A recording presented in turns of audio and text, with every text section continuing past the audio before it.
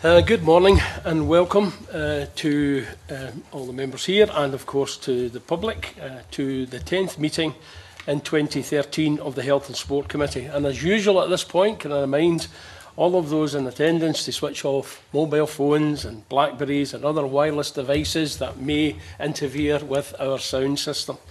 Our first item on the agenda today is a decision on whether to take items 5 and 6 in private. Item 5 is the committee's approach to the next phase on health-inequalities inquiry, and item 6 is the approach to waiting times. Can I have the committee's agreement that we do take these items in private? Thank you for that. We now move to agenda item number 2, which is to ask the committee to delegate the convener to the convener responsibility for arranging the SPCB to pay under Rule 12.4.3 any expenses of witnesses in the Victims and Witnesses Scotland Bill evidence sessions. Can I have the committee's agreement to delegate that? Thank you. We now move to agenda item number 3, which is our first evidence session on the Victims and Witnesses Scotland Bill. And can I welcome on your behalf our guests to the committee today, David Whelan, spokesperson for the former boys and girls abused in Quarriers homes, Jim Kane, committee member in care abuse survivors, Helen, Holland, Petitioner, PE 1351, time for all to be heard, and Chris Daly, Petitioner PE 1351, time for all to be heard. Thank you all for your attendance here this morning, and I'll go straight to the questions, and hopefully we can do this in as relaxed a way as possible, which is difficult all around the table, but we'll do our best. Richard Simpson. Yes, can I start just by taking us back a little bit? Certainly when I was Justice Minister, I attended the cross-party group, which was run by Marilyn Livingston, and I think that was that's 11 years ago now. So there has been progress clearly in that time with the strategy and the Time to Be Heard forum, and now we've got this National Confidential Forum. I think I'd really like to invite our witnesses to say whether they feel that this move to put this into legislation now is the correct next step. Do they feel that that's the way that we should be progressing, and are they comfortable with the format and the way that it's being done under the Mental Welfare Commission, with definitions of institutional care, with the age of 18, etc. Are they comfortable with it generally? So it's just, if they'd like to make some remarks on that, it would be very helpful to the committee. David Whelan from FBGA. Thank you for inviting us to give evidence.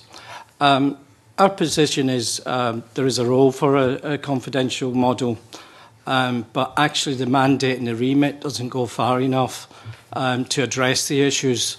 There's no redress, there's no remedies, and there's no effective investigations or inquiries in this model. Anyone else? Yeah, yes, Chris? Can I just back up what David said there in relation to this National Confidential Forum?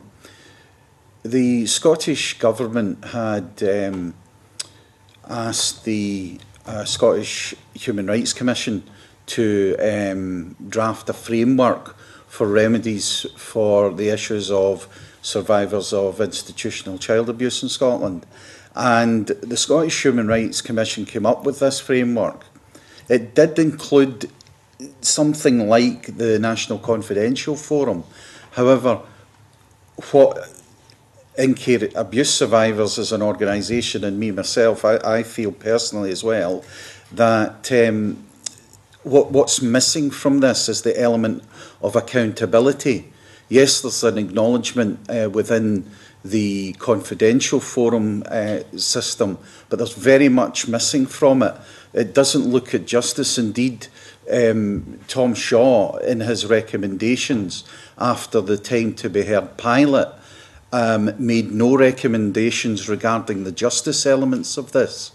And really that's what's missing, is that there is no accountability there's a number of remedies that are key to the way forward.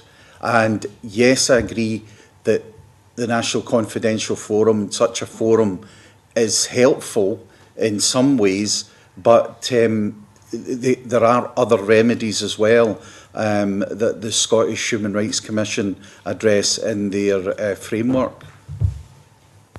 Helen, Jim, do you wish to add anything? You don't feel compelled if you don't want to. It doesn't. Yeah, I'd just like to say that I think it's regrettable that 11 years later we're still talking about it, given the fact that a number of survivors have already died, having seen no justice whatsoever. And I mean, we are talking about child abuse here, which is a crime. It's not a health issue, it's a justice issue. And yet we have children who were denied justice because they were in care and didn't have a voice. Those same children are the children that are coming forward now and giving themselves a voice and taking the courage to come out and speak about what happened to them whilst they were in care. And they deserve the same right to access to justice as anybody else. I'd like to read a quote to you from the Irish Parliament, and this was the Justice Minister who said, "Persons who committed these dreadful crimes, no matter when they happened, will continue to be pursued. They must come to know there will be no hiding place, that justice, even where it may have been delayed, will not be denied." That's what the people in Scotland need to hear as well. We need to hear that justice will not be denied to the survivors of abuse in care. Yes, I mean, I think that's a very interesting and understandable viewpoint. I think that the Confidential Forum is trying to separate things out somewhat, in that it is providing an opportunity for a confidential hearing, which may be sufficient for some, but not clearly for others, which is what you're saying. So in terms of the other elements, is the restorative justice approach that's being piloted by SACRO, is that something which is helpful? And also, of course, there is the consultation currently on the time bar issue, which has always been a vexed one, I know, for some abusers, for some who've been abused. So I wonder if you have any comments on those elements. The restorative justice model, we don't actually believe as a group of survivors that this model is actually appropriate for vulnerable adults who've been abused by the system. And I've had some experience initially with restorative justice. I think it's immoral that you're asking survivors to actually resolve their issues independently. These people are extremely vulnerable. Some people are not capable. They have real mental health issues. But actually, they were put in a process of restorative justice where they were supposed to engage with the organisation and resolve their issue. That model is not appropriate for this group of vulnerable adults. It's just not appropriate, and there's a number of reasons why. Some people waited for responses. And I appreciate that they have to go through a process to go through that, to understand that. Some people had to sign confidentiality clauses at the beginning of a process. So they're denied rights at the beginning of the process. You engage with this process, but you have to sign this, and you cannot speak about it, you cannot discuss it. That to me seems inherently wrong, and to people that we represent, actually a number of people came out at more damage than when they went in, and their issues were not resolved. So it's not the way forward. Also victim survivors, when generally speaking, were not criminals. We're victims of crime. Crimes that were perpetrated on most of us when we were children. Can I just back David up on some of the points that he's made there? In relation to SACRO, it's an organisation that really is involved in the prisons service, I believe. Do they give support to prisoners and so on? Is that Yeah. So, I mean, I don't see how they have the expertise to deal with victims of abuse within that setting.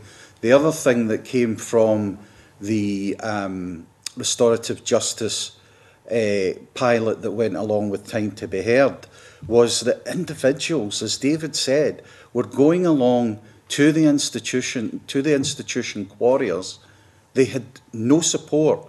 Some of the survivors went along there on their own and actually went into the lion's den on their own where the abuse took place within Quarriers to speak to the CEO of Quarriers. Is that right?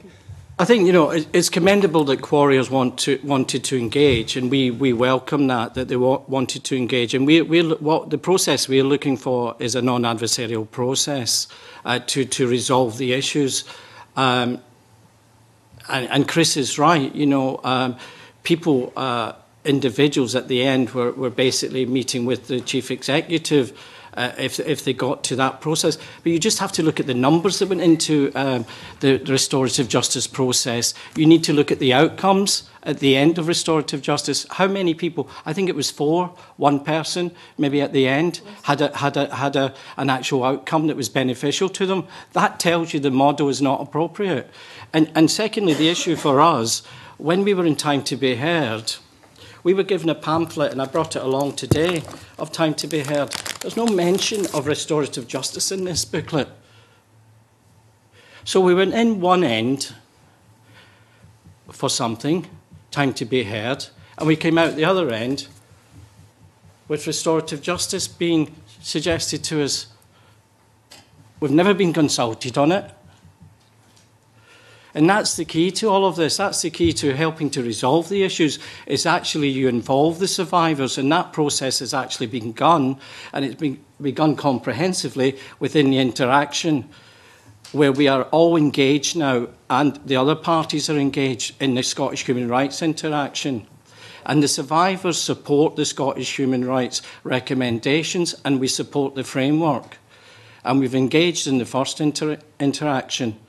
So clearly there is a willingness on our side, even after all these years of things not happening, there's a willingness on our side to engage constructively. But as Helen says, people have died, people are becoming more vulnerable, people are being more traumatised by the delays. Perhaps, can I just ask Helen to talk to the Irish situation regarding the support, the counselling that's provided in Ireland that we don't have here? Well, I will do, but I was going to say something else before that, Chris. I think with regards to restorative justice as well, the question was asked of SACRO, have you dealt with this type of thing before? And they were very honest in their answer. Their answer was no. So they themselves did not have the expertise to deal with the issue, in all fairness to them. And David's absolutely right. Less than 1% of the survivors took on board and accepted the restorative justice element as it stood. I don't think enough work was put into it to start with to make sure that it was going to be helpful for the survivors, that it was going to be a healthy option. It certainly hasn't been a healthy option. Anybody that I know who went through that process has come out of it worse off. They're, I know I speak to some of them and they cry every single time I speak to them because they say, I wish I'd never done it. All I did was open a can of worms. I can't get the lid back on now. How do I get back to sleep at night? How do I start doing this? How do I start doing that? So if you're asking people to come forward and speak of their experience, and as far as I'm concerned, this is where the confidential forum fails. You're asking people to come forward, speak about their experience, and walk out the door. People can't do that. You cannot suffer 10 years of abuse or 10 years of torture and then come forward and speak about it in one afternoon to people that you don't even know, you've never met them before. You're asking people to come forward and speak to these people, these commissioners, whoever's appointed to do it. Come forward, speak of their experiences. They don't know them. Most survivors who've been in care, because they were in the care of the system, have major issues with trust. So how can you come forward and speak about intimate details of abuse with people that you don't know, you don't trust, and you're never going to see again? And you don't know what the expectations are going to be. You don't know whether you're going to get any justice at the end of it. You don't know whether they're even going to be taking on board the issues and taking it back to the institutions, because we know that's not what happened. That wasn't what it was about. So that's where I feel the confidential forum is flawed. As a standalone entity, it's not going to meet the needs of the survivors. If it incorporates the other things, i.e. the human rights framework, then yes, I think there is work that can be done there, and I think it can be progressively taken forward. And it needs to be done, I hasten to say quickly, because quickly is taken 12 years to date. So, I mean, I know a number of survivors who have died within this process, and it breaks my heart. I mean, even at the time to be heard process, I asked at that time if the terminally ill, because I was aware of 8 terminally ill people at that time, and I was on the advisory group of the time to be heard process with Tom Shaw. I asked if the terminally ill people and the elderly could be incorporated in with the group of people who were given evidence, and I was primarily told yes, but then at the very end I was told no, they could only take part if the terminally ill people were in Quarriers. I understand now that that's because Quarriers were meeting part of the financial bill, so in that sense it makes sense. But now, out of those 8 people, and we're only talking 2 years, out of those 8 people, there's only 1 surviving, and I think that's an absolute disgrace that we live in a country that would allow that to happen. These people have a right for their voices to be heard. This state let them down as children. We were children of the state. We're now still children of the state, only we're adults now. They were denied the right for their voice to be heard. Please don't deny them the right any longer. There's too many died in this process. Can you help me? Many of us in this committee, certainly me, have been asked to scrutinise one element of the action. We're not the main committee, so we're not dealing with the justice issues. So, and we had a meeting with the Bill team earlier who have worked on this issue for a considerable time, and you may know some of them, or others will know some of them. And the focus on this is the contention from the government that these confidential forums are a health measure. They're not a justice measure. They're a health measure. Now, I suppose from our point of view, we're trying to evaluate, and that's why it was interesting to hear you saying in some cases this may damage someone's health, not help them at all. You know, so I think we need to get some clarity and some opinions on that. But also from the people who have developed this policy, we have heard from them that they have based their work on the pilots and the success of those pilots. So we need a view in that. And I suppose we're dealing with a situation, and make a general sort of statement, we're dealing with a situation that many people will be affected in different ways. So, and I'm only testing, if you tell me I'm wrong in this, I'm happy to hear that. I'm just trying to encourage a discussion to help me and hopefully my colleagues. For some people, this will be a successful measure. Yeah. And it will be helpful to their health and their well-being. But you know, so it's just to help us, because we, unfortunately, are not, because it is a difficult job, but we are looking at this part of this bill simply as a health measure, and other colleagues will scrutinise it on the basis of whether justice can be achieved or helped or progress more effectively than it has been. You know, so if you could respond I think obviously some of that, please. Sorry, I think obviously time to be heard. The pilot took place. 100 plus came forward. 98 were heard. I think that demonstrates that there is a role for a confidential model. And yes, it was therapeutic.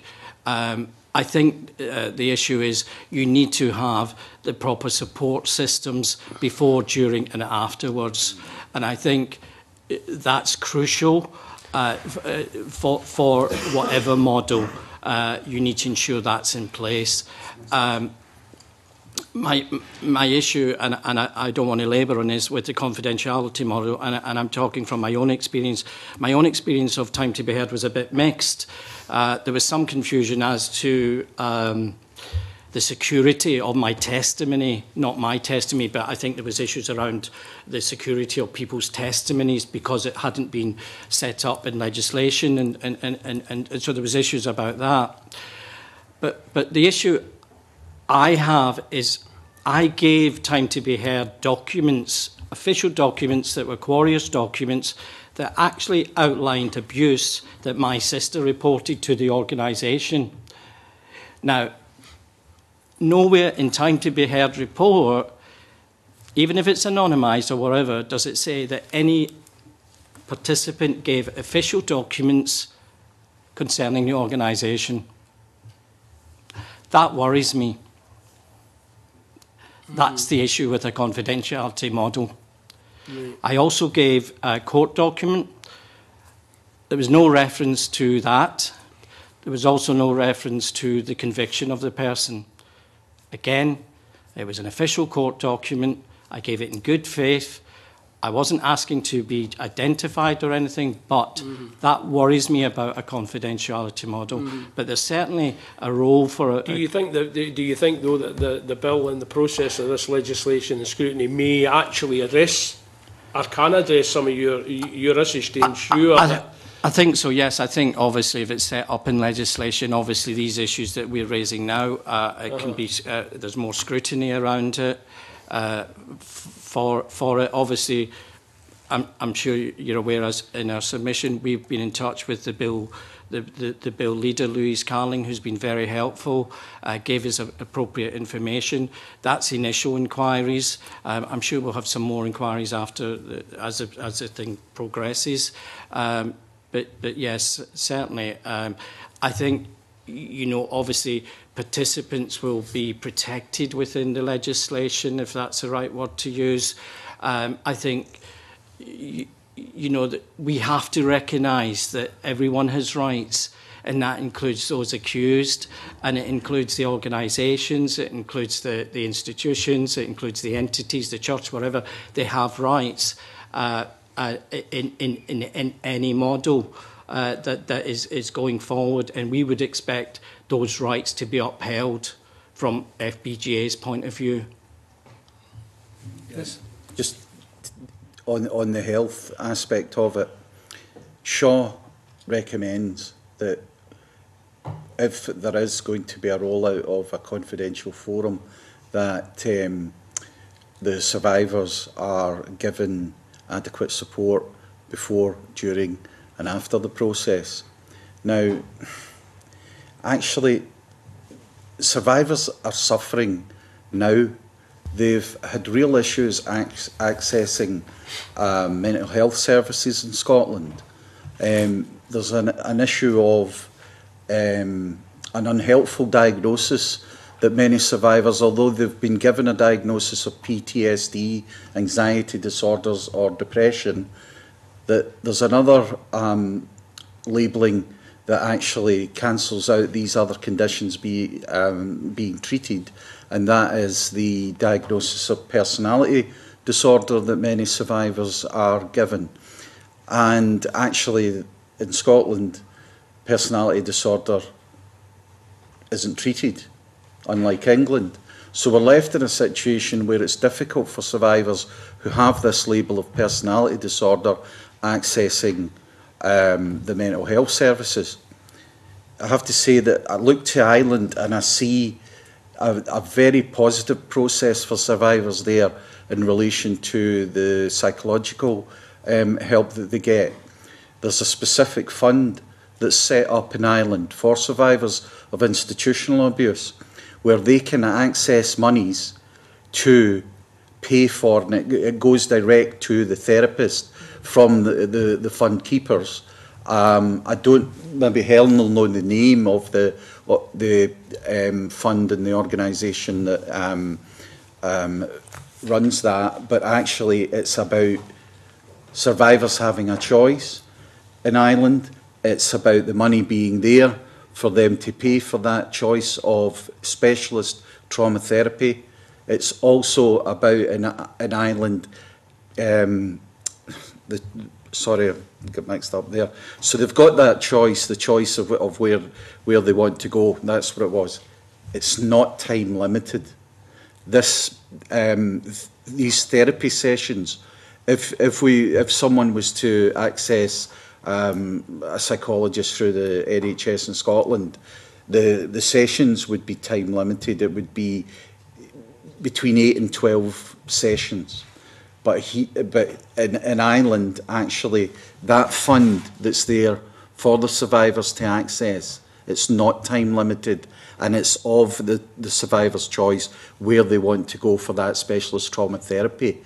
Survivors have been putting this to various committees, whether it be the Petitions Committee that Helen and I have been very much involved in since 2002, up to 2004, when there was an apology by the then First Minister Jack McConnell for the abuse in the institutions.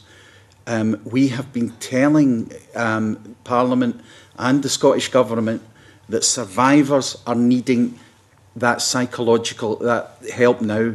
We need that now.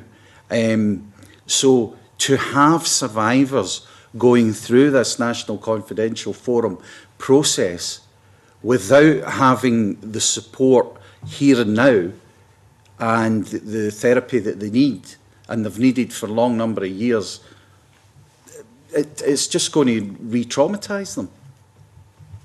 So I think with all due respect, I mean, I think the government would say that there was support put in place. They put an amount of money into the INCSSS to provide that support. However, again, because of the issue of trust, survivors have major issues when it comes to trust. And at the end of the day, whether we like it or not, the state are primarily responsible for children in care. And these children were abused while they were in care.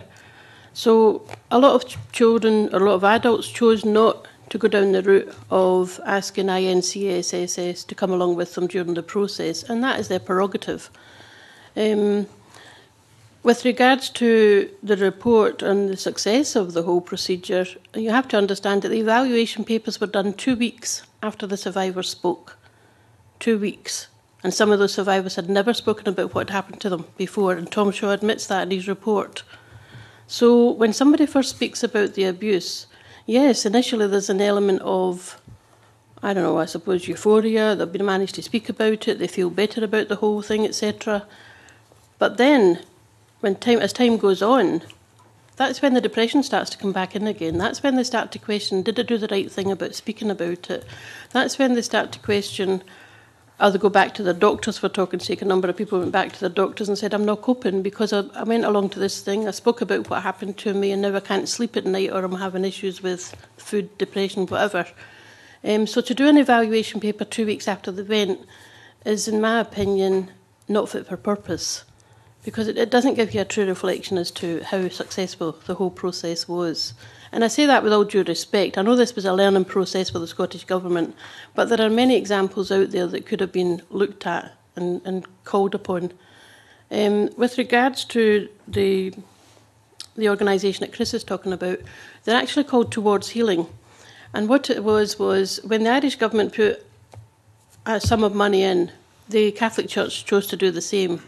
And what happened was every organisation in Ireland, every institution, put a lump sum of money into this pot. This organisation was set up, despite whether or not people went through the process in Ireland, they could phone, say for talking's sake right now, I could phone Towards Healing and say, look, I was brought up in care, I was abused while I was in care. They would ask for talking's sake, what home were you in? You'd be able to tell them that. They might ask who the abuser was. You don't have to answer that at that moment in time. If you say that you're in a situation where you're struggling and you feel you require some kind of counselling, then they will 9 times out of 10 agree to 80 sessions, not 8, 80. That's a year and a half that equates to. But they will continue it if necessary. And the way it works is the individual is given a number. Now that might sound really strange, but I think a lot of people would prefer a number than their name being used, and that way it still provides them with anonymity, and they don't get labelled as being psychiatric cases, etc. And a lot of survivors have issues with that as well. We might as well be honest about that. So what happens then when the person goes for the counselling session, the counsellor themselves then contacts the organisation and they provide the funding for the counselling for that individual. That funding is then taken from the lump sum from whichever institution. And that seems to be working. It's obviously working because it's been going for 4 years and it's still going. And you can look that up on the computer and you'll see the details for yourselves. I think there's something like, I think it's 42 different institutions within that organisation that put something forward. I mean, and if we're doing a process in Scotland where we're looking at all the different children's homes, all the different institutions, etc., if it works there's no reason why it can't work here, because we're a bigger country than Ireland. So that's just an example of the kind of things that they're doing for people who have been through the process. I mean, if we want to look at it from a health point of view, I personally don't want to go along for a one-afternoon counselling session. And as a standalone entity, that's what the confidential forum would become. I don't then want the information that I've provided to that counsellor or commissioner or whatever you want to call them, I don't want that information then destroyed 2 weeks after everybody's given their evidence, which is what happened with Time to be Heard. If somebody's going forward to speak about what happened to them, they're doing it with the expectation that there's going to be something at the end of it. And that's not the case with the confidential forum as a standalone entity. Now, you may argue that and say, well, it may be that we can direct them to counselling services, or we can direct them. Survivors have been going around revolving doors for years, probably since they came out of care. What was the expectation then? In time to be heard. In time for to be heard, and did you think that would lead to something else? What was the expectation of people who participated in that, or going back to what I said earlier? Would there be different expectations? No, I think there was an expectation by a number of survivors that we would. And I suppose it was a pilot, which was, again, we're not guinea pigs, so one has to question why there was pilots set up in the first place. But I understand, obviously, the reasons why. But, sorry, what was it you asked again, sorry? It was just, going back to the pilot, which is our reference point, what the government's telling us, that from the pilot they've developed this aspect of policy, etc., because it was successful. So when people participated in that pilot, the expectations. I think what was their expectation? I think in the pilot, was it not explained to them about what? I think it was. It's obviously in the document, but it's just if you start from your experience. If you start from a basis that you're not entitled to a remedy. That was the basis of Time to be Heard. Tom Shaw came out clearly and said this is not going to result in compensation, reparation, or redress or remedy. So that was the basis of Time to be Heard. But there was an expectation from a number of survivors, and I think we have to recognise that people have been through the courts as well. People have been through the criminal court procedures in Scotland. So there was an expectation that we would engage with this process. They would actually understand a bit more, and actually a remedy would be offered. And now, we have put forward proposals to a number of the government departments, a number of the SHRC, a way forward. And, I think from our point of view, there's 5 elements. But, obviously, I want to concentrate on this confidential model. And we do have a number of questions about the actual model, about the chairman's role. Normally, a chairman in this type of setup is able to go back to the minister to ask for amendments, an amendment in terms of reference. Is that included in this bill? So that would be one question that we would want to ask about the bill. Recommendations in relation to the bill, changes in practice and law. Is that in the bill? That's the things that I think need to come out of this model for things to change and for good practice to continue or happen going forward. I think there needs to be an issue of the desirability of people seeking remedies in the bill. How will that be addressed? Martin MacDonald. Thank you, Convener, and thank you for coming along to give your evidence today. I note that FBGA has, and you've spoken about this in your evidence today, about appropriate support before, during, after. And I note one of the things that you've mentioned is around independent advocacy. So I want to frame it in around the advocacy element, because my experience from other areas, not in terms of victims of abuse, but in other areas, is that you will tend to find that there's sort of three categories. There are those who are confident or comfortable with self-advocating.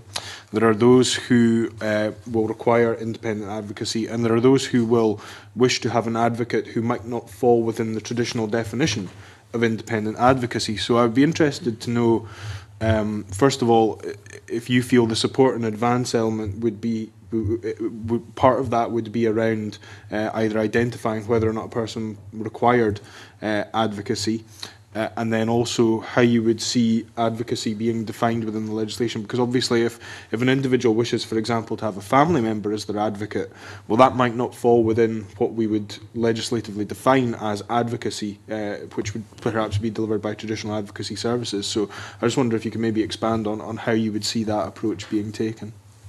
I think, you know, as you've identified, there's some people are quite capable of putting their point across, and some others who are very vulnerable and can't do that. So we think that people should be empowered to take up whatever rights that they have in these issues, and should be enabled to take up those rights, whatever those rights are. And if that's rights to remedies, to justice, then those rights clearly, some vulnerable witnesses will not even know that they have those rights. So we think they should actually be empowered and enabled to take up those rights. Now, how you do it in this model is, yes, you could expand the ICSS, and I understand they do provide advocacy, but the issue, I think what we would like to see as a group is possibly a real independent group providing advocacy. It's independent, it's impartial, and it's part of the process. So anybody can go to that place for advice, help and support. It could be through a helpline, it could be whatever. I think you obviously need the health issue, the health advocacy part, where people can access services, ICSS, the In Care Survivor Scotland service, or they can access other services independently. I think the committee has to recognise that many people have left Scotland, that took part in time to be heard. We have people from Canada, the USA, Germany, Hong Kong, all in FBGA, and those people took part in time to be heard. So obviously, we've provided that advocacy, with all due respect.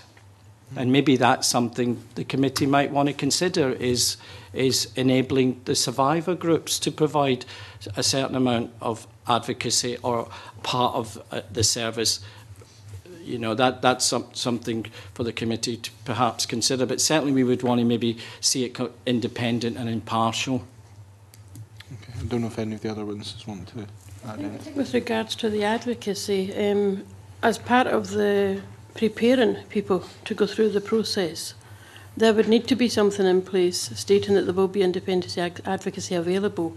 It may be that, for talking sake with the Victims and Witness Bill, if somebody goes through a court case, you've got victim support who talk the person through the process, give the person what their choices are, let the person make the decisions for themselves. I think to some extent, yes, there are vulnerable adults within this group. However, there are many who may not necessarily need advocacy I'll rephrase that. There are a lot of people who've been abused who haven't even told their families, haven't even told their partners, and therefore have real issues with telling anybody. And I think those people would need independent advocacy, because they're going to need long-term support. It's not going to be a case of, we'll come along with you on the day. and will hold your hand while you talk about what happened to you. There needs to be much more support than that. Who provides that support is debatable, because some people, as you say, might just want a family member. Some people might choose to go along themselves because they carry the shame and the guilt of what happened to them. It may be that as part of the process before getting to that stage where they're actually giving evidence to the Commissioner or whoever it is going to be, that whole process is dealt with much more gently, and they're therefore allowed to build up a relationship with the person who's there representing them. Because a lot of people were going along and probably had never even met the person before, or maybe met them once or twice before the actual event. And to go in and talk about issues of abuse, it's not something you can do with a complete stranger. And as I say, a lot of people, and I think Tom talks about that in his report as well, a lot of people hadn't even told their spouses or their families. A lot of people carry the shame of being in care. Shouldn't be the case, but it is the case. Children in care are stigmatised, and they still are to this day. And that's something that we need to look at.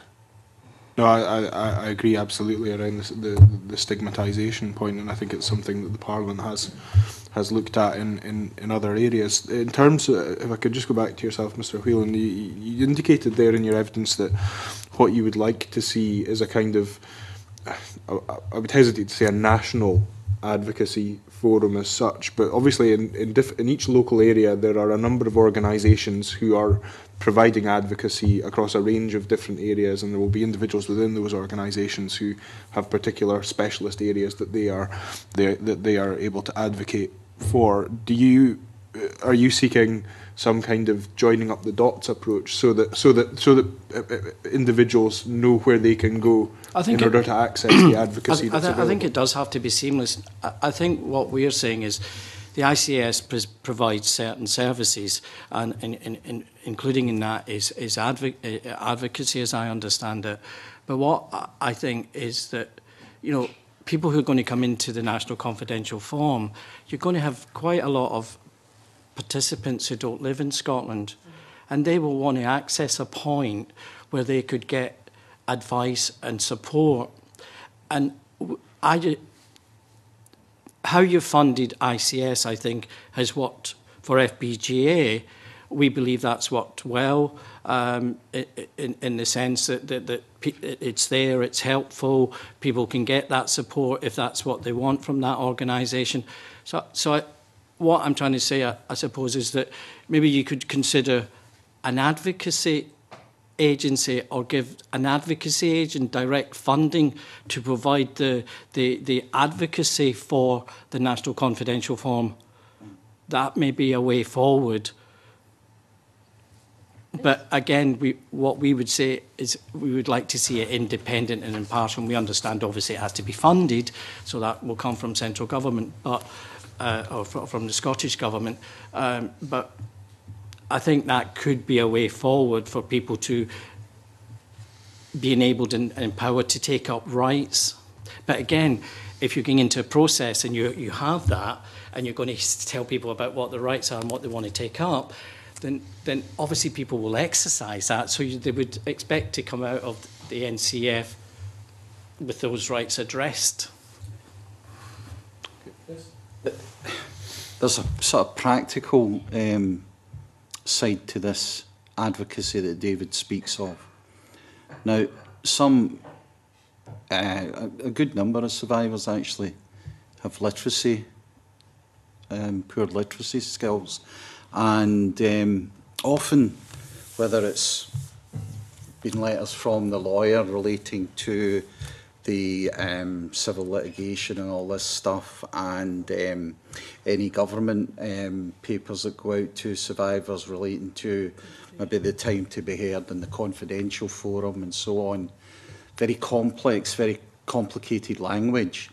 And one of the things that I would say is that if there is going to be advocacy support before it, then, the survivor is taken through it, through all the complicated wording and so on, but also actually it might be good to have an easy read version of, let's say we had the booklet there that was produced for Time to be Heard. If that was going to go ahead, for the National Confidential Forum, that it's not in complex language, that there's an easy read version, and certainly it would be a role for any advocacy service who was supporting survivors to elucidate areas of complexity within any of the forums or anything like that when the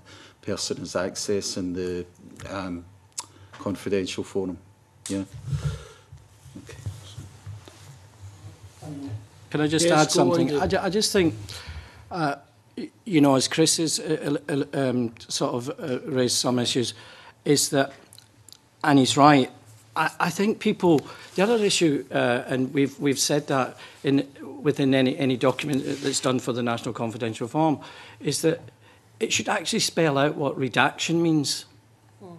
Because people actually coming forward actually think, I'm telling you my experience, and they're expecting then to pick up a report and say, oh, there's my experience. But actually, there will be a selection of experiences, and they may be similar experiences, but not every survivor will be able to identify. And this has been an issue with some of the confidential models in Ireland and other places, that survivors have said, I can't identify my testimony in the confidential model. So I think it's really important going forward that actually that's really explained, as Chris said, in non-jargon, easy reading. But actually, what does redaction mean? What does anonymised mean? As some survivors might not quite understand that. They might be thinking, they pick up the report and say, oh, my name's not here, or why am I not... You know what I'm saying? And they may be thinking, well, I can't see where my testimony is. Well, one of the things that I brought up within the consultation for the NCF when they had the events in various places, and at the Glasgow one I attended, when we were discussing that matter, how is a person's testimony identified to them, and only them, within the finished document. And I had said that I'd seen in other places where they have a coded number, and I asked that some of the people who were working on the bill look at the possibility of having a specific code that the survivor is given when they go and give evidence to the forum, that their testimony then would be identifiable only to them, because the code thereafter would be destroyed after they give their testimony, and they have a copy of the code and they can recognise it within the finished report. Just picking up on that, I mean, I think what we've heard is slightly different from what we hear. The priority for people who are setting up the forum is to provide that confidential, safe opportunity to share that that experience, and hopefully get some benefits at that level for people, being able to put their stories on record and feel better for it in some sense. But he's saying that for some people, actually allowing a wider sharing of that story in an anonymised way. Maybe I'm picking up wrong, because David was saying... No, what I was saying is that people will give a wider story, but actually, by the time it's redacted and things to anonymise, etc., then they can't identify that story, and that has been a concern for survivors. I understand. Yeah, they don't want to be identified. They've got a position where they can get that story out, but once it's anonymised or whatever. Does it help? Well, it helps for them to see their own testimony within this, let's say. Trying to understand, so it helps for their testimony. Let's say the people who gave evidence to the Time to Be Heard Forum, what they said afterwards was that they thought they would be able to recognise their testimony within this. Now, if, let's say, I have nothing bad to say about the place as one person. The house parents were kind in Quarriers. Food was good and plentiful. So that person there might, you know, there might be a few people have said that, but that person wants to know, well, was that my testimony there? Now, if, as I had suggested, there was a code that was specific to that person's section of testimony that's included within the document at the end, then they're able to recognise their own testimony within it. Because that wasn't that a kind of issue that came up for survivors? They wanted to recognise their own testimony within anything that was produced afterwards. And I think, in a sense, I think it's kind of more important, in a sense, what Chris is saying, because we're talking about aggregating survivors from a number of institutions through the National Confidential Form. So, you know, so in that respect, I think people will want to identify what they've said and where. And of course, we understand the legal reasons why it's redacted and everything. But I don't want to repeat myself, but I just think if that's explained to people, then people actually understand the process they're going to engage in. Well, Yes, Jim. Ben, I noticed I've not been speaking very much because I'm listening to Chris and Helen. They've got more experience than me in this. But listen to what Chris and David are saying here about identification for their statements. Right? I gave a statement to Mr. Tom Shaw, and this is it here, right? And I also read his report, and I gave survivors' report. And what he done with that was, I'm reading through it, and again, there's no identification for any survivor or victim, whatever you want to call them. But when I read what Tom Shaw has written for survivor statements, paragraphs, right? Now, 3 paragraphs within that report are out of that. Now, I know that because I know if it's in here, Yes. and what Tom Shaw has written. And I can identify that as my report, whereas David and Chris are saying, other survivors looking at it say, why am I not identified? You know, they want to know. And I say, well, when I was looking at that and reading it, maybe I'm wrong in what I'm saying here. When Tom Shaw done that, I'm counting every paragraph as an individual. So therefore, part of that is flawed, as what I see is flawed. When he's taking the 3 paragraphs of that, I'm counting that as 3 people, but it's not, it's only one. So maybe if people have given similar testimony, then you could, you know, as Chris says, they're anonymised and everything else, and if you're using the alphabet or you're using numbers, whatever code you want to use, if 6 survivors have given this similar testimonies and that's been redacted into 2 paragraphs, then perhaps 6 ABCs or 6 numbers. No, I think we get some of the issues that, in terms of, you know, how it works out, but how it's reported and how it's presented, is very, very important to people who push themselves through that process. They've, you know, it's to get to that point where they're feeling some benefit of it. It's got to be recognised by support through the process. As you're saying, the day of the hearing, and subsequently how it's shared. I think we get some of those. Gil Patterson. Thanks very much, Convener. Can I put in the public record that I'm a board member of Rape Crisis, and my experience tells me that health and justice issues for both victims and survivors are so closely intertwined for them and their experience.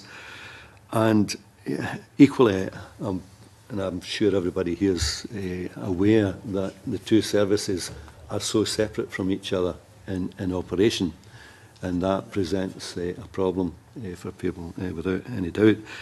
And I wondered if within the forum itself, recognising that someone may come forward and they may be what might help them in the first instance is disclosure, but knowing what other steps that may be available to them in their situation. That if the forum itself, maybe this would maybe answer some of the questions. If a board member or a member of the forum had justice expertise that may be on hand just at that time to express some of the issues, and they're not always good. I understand that. Some of the journey that may happen to them, and give them some food for thought. Would that work? Would that be something that would be? I think if you're moving into the other areas of justice, I think that's helpful. I think if there's other components, then perhaps the person with the justice experience could sit in one of the other elements. So for instance, it may be helpful, but I think from our understanding as it currently is, the NCF is a therapeutic model. So if you know, obviously we think there should be certain elements to it. That should be perhaps the NCF sitting at the top, then an investigation part of the sub-model with research. When we say investigations, that these should be have certain statutory powers if required to get people to come to them and get access to documents. But it should be not inquisitorial rather than adversarial. And then after that part of the model, and different people may want to go into the different elements. Some people might just want to go into NCF and say, okay, I've told my story, I've got my support, I'm happy. Some people may want further elements within a process, and then at the end or at some point in the process, those issues are addressed for that individual. So that's kind of what we see. And I think, you know, if you look at the Northern, there's good practice out there. And if you look at the Northern Ireland thing that's going through the bill that's just been enacted in Northern Ireland, I think there's some elements in there that are very good. I think the Southern Ireland process in some respects was good, but from FBGA's point of view, we think it was very adversarial, it was very costly. We don't believe that a Scottish model needs to be that way. And we're very clear. We think that the issues could be resolved, obviously, in a non-adversarial way. And, you know, when we come to cost, and I know that that will obviously play on the minds of yourselves and obviously the Justice Committee, I think, you know, it's not helpful to us, you know, when organisations and media organisations come out, such as the BBC did recently on forgotten children and quoted 500 million. That's not helpful. That's not helpful to politicians to make decisions on things or whatever, and it's certainly not helpful to the victim survivors, because we do not see that being the sum of this. We think it could be resolved cost effective, and when I say cost effective, the benefits go directly to the survivors, the victim survivors. They don't go to lawyers or other third parties, they go directly to the victim survivors.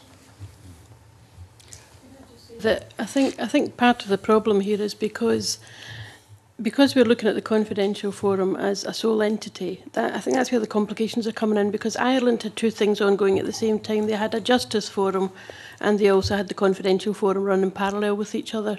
So some survivors, and I think we have to remember this and take this on board, a lot of survivors will not want to go down the confidential forum simply because they don't want a therapeutic session. A lot of survivors are simply looking at justice, and therefore I think it's very prominent what you just said there. I mean, that regardless of whichever forum it is, if you're going to lump the whole thing into one forum, it has to incorporate the other issues. It has to incorporate the justice, it has to incorporate reparation, it has to incorporate compensation, etc. And I think that's the biggest difficulty. What's happened within Scotland is they've looked at what happened in Ireland. They've picked out one part, one element of the whole process, which is the confidential forum, which, by the way, is also the cheapest, and understand that. So to do that and expect it to work for the survivors in Scotland is, to me, it's just not going to work. I mean, it's not fair on the survivors here to expect them to just take part in that process because it's therapeutic. That's not what survivors are looking for. Yes, there may be some survivors who want to come along and say, and I absolutely accept this 100%, there will be some people who want to come along and say, well, actually, I was in such and such a place from such a time to such a time, and my experience was pretty good. And I think that's absolutely brilliant, because a lot of these institutions cannot move forward because the issue hasn't been dealt with properly and appropriately. And I mean, that's not the survivors' fault. But at the same time, we also respect the fact that the institutions want to move forward as well. I don't want to bring down the church. That was never, ever my intention in coming forward. The reason I came forward was so that people knew that it was actually true. It was right. Abuse did take place in these places, and we need to accept that. And before people hid behind the fact that they didn't have the knowledge, they didn't know that abuse had taken place, and I absolutely accept that when there's ignorance, you don't need to take responsibility. But when there's knowledge, you need to take on board the responsibility. And that's what we're asking people to do. That's what we're asking the government to do, take on board the responsibility for the whole issue. Because if you only take on board the confidential forum, you're denying the survivors who do not want to go down the therapeutic system the right to justice for themselves as well. And that forms quite a large part. I mean, you're being asked to look at it from a point of view of the mental health and the health issues. It's just as unhealthy for someone who wants justice and has been denied the right to justice than it is for someone who wants a therapeutic process and they're getting the right to have that. So therefore, you're being unjustifiable to one person and justifiable to another. The whole lot needs to be brought together. And it needs to be taken forward as a complete package. I think it's Helen saying, why would, and I'm talking personal here, why would I want to keep going into models just to tell my experience? I've been through a court of law. My case has been determined. Other people in Quarriers, their cases have been determined. Some cases in the Catholic Church have been determined.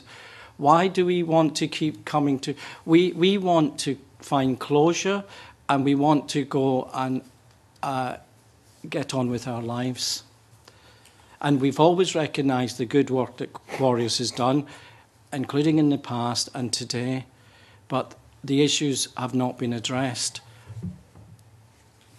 There's one issue in relation to justice that comes up within the NCF, and that is if the commissioners who are sitting on that forum hear evidence of crimes, absolutely they have a responsibility to engage the police in the process as well. Because if someone comes along and actually it's very clear that a crime was committed, then, and particularly if they see a pattern and corroborating testimonies from survivors who were in the same institution at the same time, then there's a responsibility and a duty of the forum to actually engage with the police in this matter. And I think that what we should have at the end of it is numbers of cases that went to the police and what the outcome was, whether there was any prosecutions. So at the end of the forum, we need to have those sort of statistics on how many prosecutions there were, whether there was actually any cases taken to the police and what the outcome of that was. I think that's important too. Gil? Just in that very line, that's where I was coming from, actually. I think there would be an expectation, actually, if inadvertent collaboration was disclosed, so that two pieces of a jigsaw fitted together. I think there would be an expectation that authorities would... In time to be heard. Yes. People were I would enabled. think that. I'm looking at more for... my question is relating to an individual who may come forward. And, you know, I'm perfectly aware that there's all different forms of closure takes place, and it's at different times. And and knowing that the plan is to, if someone does have some, you know, if the advice is to you know, move it on to another part of the system. For instance, if someone, you know, if someone was interested in a justice remedy at that particular time, and I understand what you were saying, I perfectly understand that they would be signposted. The plan is to signpost, and I wondered that, and knowing the number of people, maybe I'm wrong, maybe it's just the kind of area that I work in, the number of people who are seeking justice for what happened in their life, then I thought, well, I'm wondering if you think that at that particular point, for that individual, getting some expertise right on the spot within the forum, even before yeah, moving your on. expert on the expert, a justice person's In the forum. part of the makeup of the commissioners. Yes. Who are, Yeah. Okay. Yeah. I'm thinking that might give some traction, or it may give, you know, an explanation that helps them at the particular time. I think that would be helpful, because obviously I think as well, people who may be the first time to come forward, you may need that expertise to decide certain legal issues in someone's testimony. So I could see a role for someone with justice experience on the committee, on the panel. But can I just say that, you know, and you know, people talk about the standards of the time and, oh, well, things were different then. Can I just say that, you know, many victim survivors will be victims of serious ill treatment in the meaning of Article 3 of the Human Rights Convention. Mm-hmm. And that's when judged by the standards of the time. Mm-hmm. So if people, what I'm saying, if organisations or people say, oh, well, it was different at the time, we're talking about ill treatment that in any time should not have been acceptable. It should have been guided by the various Children's Acts throughout the decades as well, which actually point to actually what you were doing in these institutions was criminal at the time. So the excuse that, well, there were different times, you know, there was corporal punishment in schools and so on. Well, we're not talking about that level of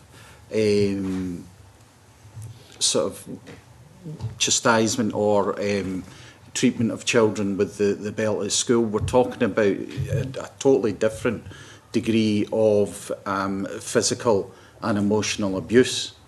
And actually, if you look at the laws that were in place to protect children, the various Children's Acts and what David's talking about, the European Convention on Human Rights, that these actually cover children to be protected within these institutions at the time when people say now, well, it was different back then. You know, people gave their kids a scalp in the bottom, things like that, and there was the leather belt in school. But we're talking about a totally different level of physical and emotional abuse. And for some in these institutions, it included a third form of abuse, and that was sexual abuse. So you can't say that at the time, because things were different, that actually this was acceptable. These were not the norms. And you know, it's not the norm to treat children in this way. But a lot of the time, excuses are made that it was a different era and a different decade and so on. Can I just respond to the gentleman's comments there? Sorry, when you were talking about signposting people for access to justice, etc. One of the biggest problems that we have is because of the way that the justice system is set up in Scotland at the moment. You have the situation where we're talking about survivors, some of them 70, some of them are 80 years old, who were abused while they were in care. So obviously, with regards to the criminal courts, there's the problematic with regards to there's no evidence, the evidence is gone, etc. With regards to the civil courts, we've got the time bar issue. So, but the time bar issue was initially set up for people for accidents at work and that type of thing. It never incorporated child abuse and the level of time that it would take for a child to then be able to speak about their abuse. And we all know there's plenty of evidence out there that it takes a number of years before individuals start to speak about the abuse that they suffered for whatever reason. And the only other avenue available is Criminal Injuries Compensation Authority. Criminal Injuries Compensation Authority only applies to people 1964 and onwards.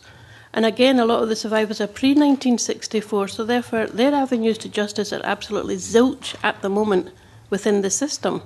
So therefore, something needs to be done within the Witness and Victims Bill to address that issue, because even if there was somebody from a Justice Department on the panel, they would be very limited as to where they could signpost the survivors to go if they were looking at it purely from a justice point of view.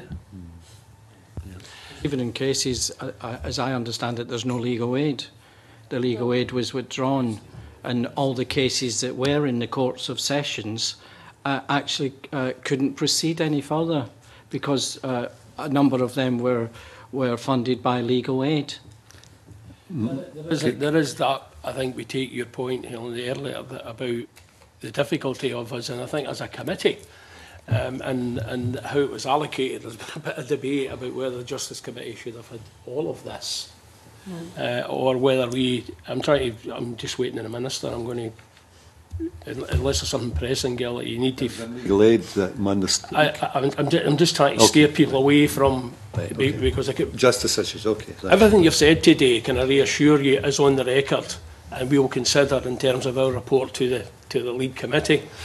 But I'm just being careful that we're not confusing you any further than you need to be in terms of legal aid issues and the complexities and uncertainties of access to justice and the legal process. We know it's expensive and we know it's uncertain in its outcome. We are looking at this as a committee, we allocated this on the basis of that therapeutic health outcomes, but we absolutely take your point, and I think the evidence sessions in terms of how the committee members, including myself probably, have drifted into those wider areas as you have, and we understand that, and we hope we haven't confused you too much. I'm about to bring this I'm going to ask for the last speakers now, because we're going on, and I think we've got the Minister due a couple of minutes ago, so we've got that session. But I think I've got 2 bids for a question. Nanette and Aileen was first, was she? No, Nanette. It just really was maybe to follow on from some of what has been said about obviously the mixture really of the health aspects and justice aspects. What's your general feeling about the proposal to have the forum within, as a committee of the Mental Welfare Commission? I think we would recognise that many survivors suffer from mental health issues, and we obviously recognise the good work that the Commission done. Our initial feeling was that we were concerned that people would be stigmatised, and I know that society is trying to address issues of stigmatisation in HIV and mental health. So in that respect, we don't have FBGA don't have a major issue with it. I think that could be seen as a stumbling block, again, just because of the stigmatisation. Because, yes, well, we accept a lot of survivors have issues with mental health. There are many, many who don't. There are many survivors who have gone on and, become well-adjusted members of society, etc. And the only thing I wouldn't like to see happen is for them to then not come forward primarily just because of the heading. I understand that it has to go somewhere, and given that this has been dealt with as a health issue rather than a justice issue, then it makes sense rather than incorporate yet another title for it and put it under another body. But I think that would need to be made perfectly clear to, not just to the survivors, but to society as a whole, the reason why it was decided under that title. My own feeling reading the papers was that it probably did make sense to put it there, as much sense to put it there as anywhere else. I think that now, but looking at it when I first thought, well, why did they do that? But you know, when we talked it through before we came in here, David, Helen and I and Jim, we came to the conclusion that actually, no, it's not to, and there was an issue about, will people feel stigmatised by that it's actually overseen by the Mental Welfare Commission. Is that how it's termed, Mental Welfare Commission? Hosted by, I think, is the word. Yeah, hosted by. So, yeah, it's not a real issue, but that might cause a problem for some with the stigmatisation side of it. I think it's just important that the NCF is independent and is set up independently, even though it's a kind of going to be a subcommittee of the National Confidential of the Mental Welfare Commission. I just think it's as long as survivors understand it, yes, it is independent, and obviously I presume that all the media stuff will just say NCF. I think it's education, really, isn't it? It's education in the media as well to understand that whilst it may come under that remit, we're not necessarily saying that all survivors have issues with mental health. And even for the survivors who do, there are some survivors who have had very negative experiences within the mental health sector, and that's why I said it might cause problems for some people. However, I think if it's explained properly, if it's put forward in a way that people understand, then I think it would be accepted. Actually, I think it's quite helpful to have that on the record. And I say I've very much appreciated your evidence today and found it extremely interesting. Aileen? Thanks very much, Convener. I think actually my questions I was keen to ask have already been answered in terms of the Mental Welfare Commission, but also in terms of the support services as well. I mean, that was one of the areas I was quite keen, was around just the support services after abuse. I've actually given evidence to the National Confidential Forum, because obviously that in itself is a trauma, having to give evidence to an experience that's been extremely painful, and then having to then try and deal with the aftermath of that. It's not a case of going in, giving it evidence and then leaving. As you said, it's the aftermath of that, and making sure that we've got the support services in place to be able to deal with that. I think realistically support services would need to be in place for at least a year. And that might sound totally way out there, but in regards to trauma, if you go through any trauma therapist, they'll tell you that's not exaggeration. And I think we need to look at it properly. We can't just say we'll provide service until such time as we send along the people who are going to do the reports back to government as to whether or not it's been successful, etc. I think that's a realistic expectation from survivors who are going to go through that trauma, because it is going to be traumatic. It's going to open doors again. It's going to open doors that they thought they'd closed a long time ago, etc. So I don't think it's an unrealistic expectation to ask that there be specific, and again, support that the survivor themselves is happy with, not support that they're told this is the support that's available to you, that's what you must use. They need to be empowered to make the decision for themselves as to where they go for that support, and I think that's an important element of it.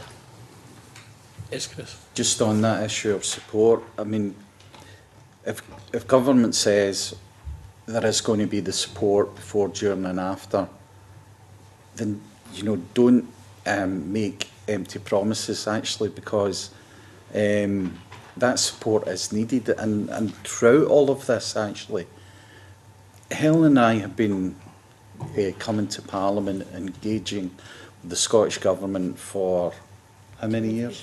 12 years.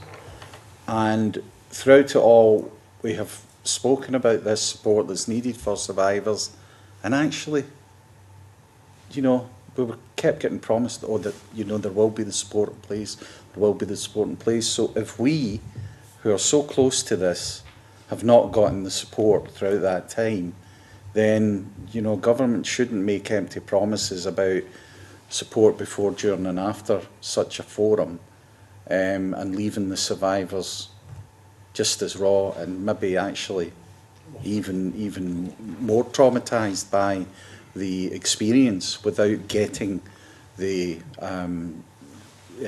emotional support that's needed. I think it's important to have health professionals in a sense available and in place, you know, where they, you know, say someone needs a psychologist or a psychiatrist and needs that additional other than counselling, and that's been identified, or they're maybe accessing someone. I think it's important that that's followed through and you know, the support is seamless. If someone lives out of location, i.e. outside of Scotland, I think it's important that you know, the services either link up and say, well, is this person getting the support? You know, if it's identified that this person you know, has issues, has real issues, giving the testimony, they can come back and say, look, I need support. Where can I get that support? I live in Birmingham.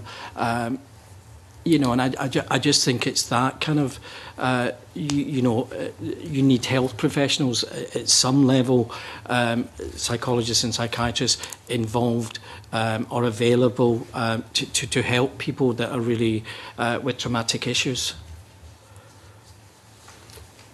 Is there any other members get any questions before I draw the... No? Well, can I thank you for being with us this morning? I think we got there. I certainly got a lot out of the evidence. Many of the issues where it was maybe not in a planned way in our behalf, but certainly they come out in the answers. And I think we've had some insightful evidence into you know, the concerns and the sensitivities around some of the issues, which will be useful to us. Is there anything that you want to say to the committee at this point that hasn't been covered that you feel you need to cover this morning and leave us and say, well, you never mentioned this aspect or another aspect? Now, it's like one of those things, like an interview, you go away and you say, oh, I wish I had said that, but you still have the opportunity, David, and others, you still have the opportunity to do that, because if you go out of the room and you have a quick discussion, then we're happy to hear any additional comments that you may have. Just email the clerks and we'll take them into consideration. We would also ask you to, and I'm sure you will anyway, to have some oversight to the other evidence sessions that we'll have as a committee on this area. And if there's any evidence that you strongly agree with or strongly disagree with us, then please see yourself as participating in this ongoing evidence session, along with your written evidence, along with your oral evidence, and any comments that you feel that you would wish to make to give a perspective or a context to other evidence that you may hear. Please feel free to do that on a very informal basis, again, through the clerks. But Chris, you want to say something before? Yeah, I just wanted to say about the NCF is one remedy, and it may be therapeutic to some and cathartic to some, but I think it would be, you know, that the SHRC framework looks at all of the remedies that have been discussed throughout the years, which include the justice elements, reparation and so on. So while the NCF will be helpful to some, I think it would be important to look at it at the bigger picture, because when we sat here today, number of it's very complex. There's health, there's justice, you know, so it's a complex issue. And actually, the framework by the Scottish Human Rights Commission into remedies for institutional child abuse in Scotland is actually, it's pretty concise, and it covers all of the remedies and not just one element of it. Can I just say one thing? The issues aren't insurmountable. Other countries have demonstrated by good practice, and that includes without having to change their time bar laws. I know that I addressed some issues in relation to time to be heard, and I'm happy for the commissioners who did time to be heard to be able to have an opportunity to comment on those issues. And I would welcome that, actually, because I think it's only fair. wrote one thing down on the way here, and I think I would kick myself if I never said it. I actually wrote it down on the train. I said, you know, the economical climate cannot and should not ever be used to deny victims justice. And I would leave you with that comment. Okay. Well, thank you once again for your time, the evidence you provided, and thank you very much indeed. Thank you. Can we suspend at this point to change round and...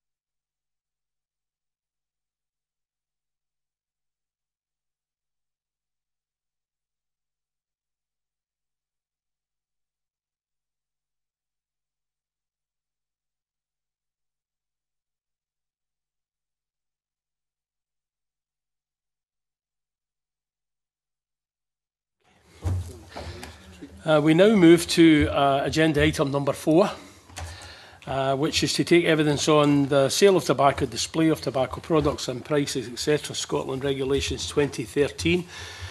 SSI 2013-85. Can I welcome Michael Matheson, Minister for Public Health. Welcome, Minister. Siobhan Mackay, Tobacco Control Policy Advisor. And Rosemary Lindsay, Food, Health and Community Care, Scottish Government. Welcome to you all. It's a little unusual, I'm told, to take evidence on a negative SSI, but as at least one member requested that we hear from the Minister, I decided to invite the said Minister to give evidence before we consider the SSI formally. And can I invite an opening statement from the Minister? Thank you, Convener. These regulations provide detail of the legislation to ban the display of tobacco and smoking-related products in places where tobacco products are offered for sale. They also provide in relation to the display of prices of tobacco and smoking-related products. This legislation, as set out in the Tobacco and Primary Medical Services Scotland Act 2010, was approved with an overwhelming majority in the Scottish Parliament in 2010. As you know, this section 1 of the Act, which provides for the display ban, was subject to legal challenge from Imperial Tobacco and was appealed to the Supreme Court. I'm pleased that the challenges were dismissed by the courts at every step of that process. We are now in a position to implement the regulations, which will come into force on the 29th of April this year for larger shops and the 6th of April 2015 for smaller shops. In developing these regulations and agreeing a date for implementation, we have worked closely with retailers to find a way forward which is practical but does not undermine the spirit of the legislation. As you will be aware, we consulted on draft regulations in 2010, and in response to concerns raised by retailers, we had a further extended engagement period during 2011. The most contentious issue was the size of the requested and incidental display areas. These allow retailers to retrieve tobacco for the purpose of sale and undertake day-to-day activity such as stock taking and cleaning. Our original regulations envisaged an allowable display area of 120 square centimetres, around the size of one packet of cigarettes. Following further engagement with retailers, this was increased to 1,000 square centimetres in the final regulations published at the start of 2012. We think this display area could cover around 8 packets of cigarettes, depending on how retailers implement the legislation. The regulations do not prescribe a solution that retailers must follow. Retailers requested that the regulations are flexible to allow them to devise solutions that meet their business needs and budget. I believe this shows we have listened to retailers and responded to their concerns without undermining the policy aim of the Tobacco and Primary Medical Services Act. That aim, supported by evidence and passed overwhelmingly within the Scottish Parliament, was to remove the display of tobacco in shops. The final regulations also include a couple of other technical changes as requested by retailers, such as allowing retailers to use Arial font on price labels and lists. We have continued to work with retailers to support them as we move towards implementation of the ban. Guidance for retailers and enforcement officers was developed in consultation with trading standards officers and retail representative bodies. This was issued in January of this year. We're also working with retailers to develop in-store posters to raise awareness of new legislation. I'm sure you agree that the regulations are within the spirit of the legislation passed by the Scottish Parliament over 3 years ago, and it's now time that the legislation come into force. Thank you, Minister. Do you have any... Nanette, a question. Yes, Convener, I confess to being the member that was keen to the Minister along, and I'm very grateful to him for coming before the committee. And I have to say that I'm pleased that the initial date for regulations to come into being at in the beginning of April has now been changed to the end of April, and I think that was very satisfactory. It was just one or two questions really pertaining to the size issue. I know that in developing a remedy to comply with the display ban in England, Wales and Northern Ireland, there was a fairly simple method developed of having a sort of sliding door system to conceal the displays. Can I ask the Minister what consideration was actually given to this report and why the solution has been chosen, albeit that the size has been increased to 1,000 square centimetres rather than 120 initially asked for? Well, it's not really for me to explain why the UK government chose to take a different approach in terms of the display ban, but what we did was originally we had looked at the 120 square centimetres, and given the feedback that we received from retailers, we considered how we could balance the challenges that presented with for them alongside maintaining the spirit of the legislation, which is to ban the display of tobacco in shops. And the approach we took to that was that we thought increasing it to 1,000 square centimetres allowed us to achieve that. It increased the space that they required, while at the same time maintained the spirit of the legislation. My understanding was that that system is a little bit more complicated for retailers to operate. I don't know if the Minister has contrary knowledge to that or not.